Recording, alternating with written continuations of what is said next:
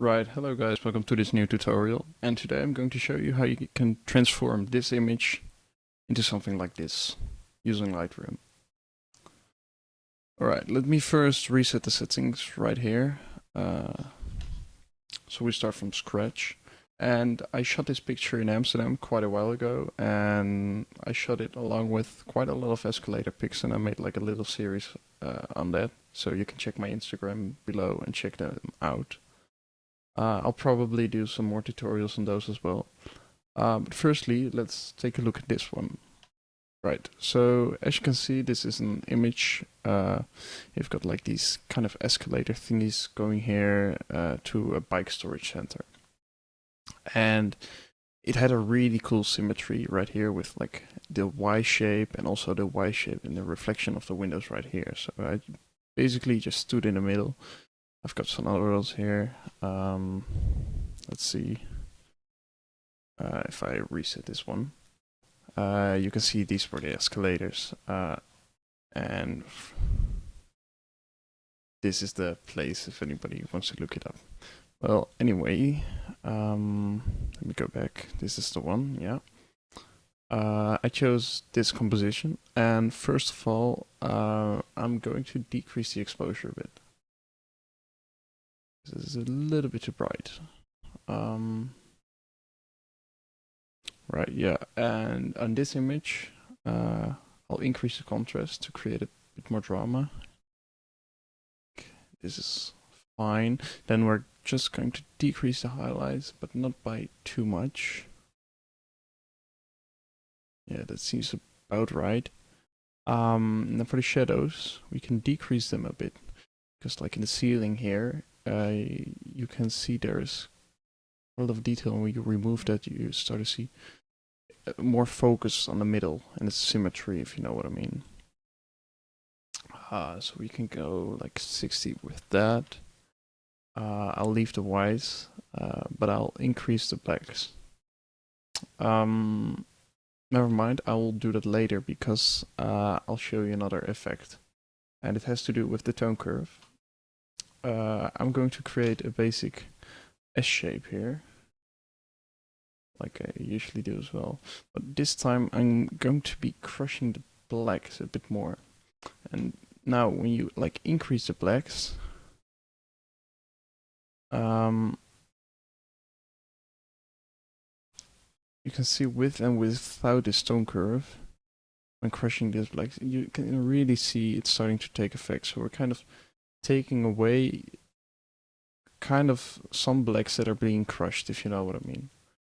Sometimes it also can work the other way around, so you're crushing more blacks, but in this case, crushing less blacks. But the crushing does help in like these areas, but with filters and stuff, we'll come to that later, and it will also come in handy. Then I'm not going to use the vibrance, but rather the saturation. And don't worry, we can remove all yellow we've got here now. And for the clarity, we can increase that because we've got quite a lot of detail. One thing to note, though, this image did have quite a lot of gray, as you can see. It's rather film grain than like actual color noise and such, so it doesn't really matter. But just note when you're like increasing the clarity, you're also increasing the presence of that noise. So you've got to remove that later. Right then, moving on to the HSL tab. There aren't any, like, yeah, there are some, but we're just gonna leave the reds. Taking a look at the oranges, we do have quite a lot of orange, and I'm going to decrease that with like 50, because when we do all the way, it doesn't, like, it gives a little bit of warmth, if you know what I mean. Then for the yellows, again, same thing, just decreases a little bit. Not all the way though. And for the greens, we do have some in the center here, so what we will do is we will bring them to yellow, just like the others, and decrease these like quite a lot as well. Maybe a bit less, yeah, something like that. And then for the aqua, you can see, yeah, there are some aqua on the ratings here, but I'll show you. They're mostly in the blue area. So, like, what we can do is we can bring them a bit more to the aqua side, and then like decrease the saturation a bit. But for the blues right here, we can also bring them to the aqua just a tiny bit. And decrease the saturation of this one as well, but increase the luminance. So you really get a presence of the lights on the sides. And then again, for the purple magenta, we don't have any. And then for a pretty important part, the split toning on this image. For the highlights, we're going to choose like an orangey color, a little bit of saturation. And then for shadows, like it's kind of a teal and orange thing, but not really. Well, it is kind of teal and orange, but the orange isn't being used that much, if you know what I mean. But this simple split toning adds a lot of color. As you can see, this is without, this is with. Like you can see a lot more blues in the shadow area. And then we go for the sharpening. I'll basically drag this like all the way to 80. I'll leave the sharpening at that. And then for the noise reduction, drag this to like, I don't know, 25, something like that, and increase the contrast noise reduction by like quite a lot. And as you can see, that really helps quite a lot. Like it's not perfect, but we don't need it to be perfect. It's good enough. Then just take the lens corrections as always. That's all fine. And because we're dealing with a symmetry shot here, lines need to be straight. So what you can do is you can just go into auto for the transform and leveling the image, but usually that doesn't really work. Level, yeah, you know, it doesn't do much here. So what we'll do is we'll check the guided, and with the magnification here, you can select an edge, like run it exactly onto here, and then what we can do is we can grab like, I don't know, top this here and drag to like about here, I guess. Yeah. As you can see, let me check. Lines seem to be straight now. Let me check. Yeah, they're about straight. Like what I should have actually done, by the way, is instead of that one, use this line right here.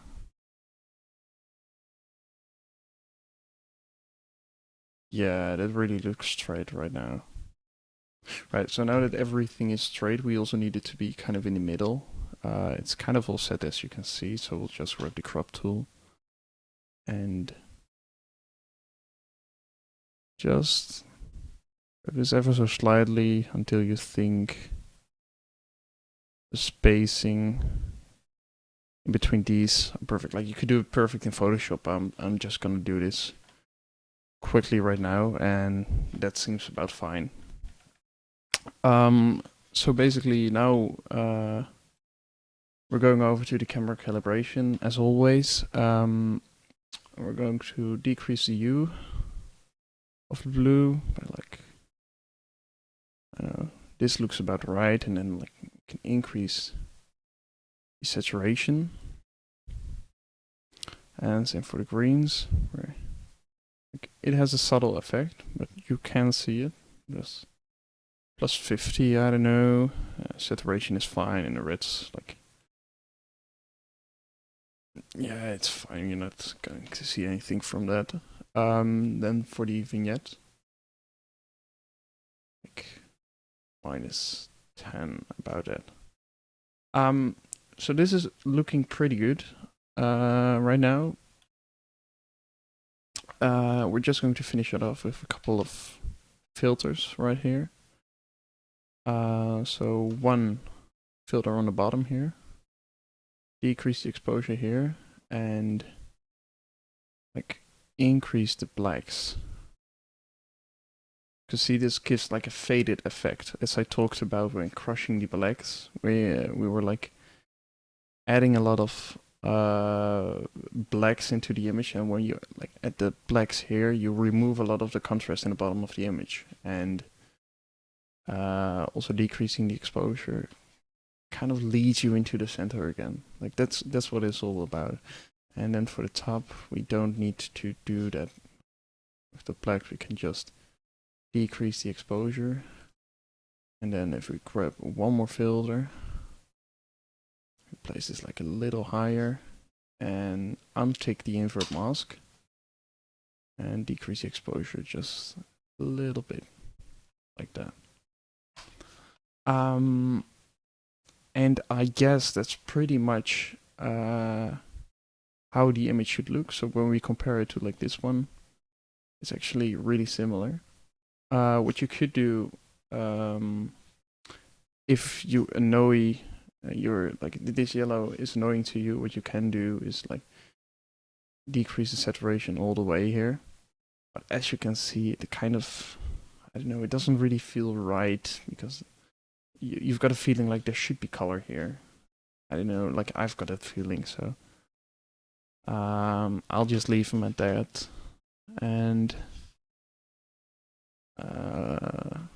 yeah, what we can do is we can decrease the temperature a bit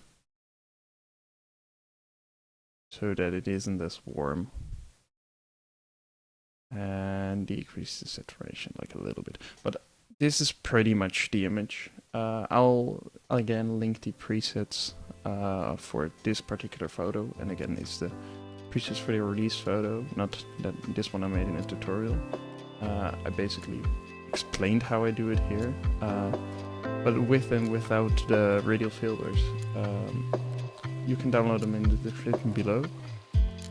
And if you enjoyed this video, please make sure to like and leave a comment to let me know if you enjoyed this video. And I'll see you in the next tutorial.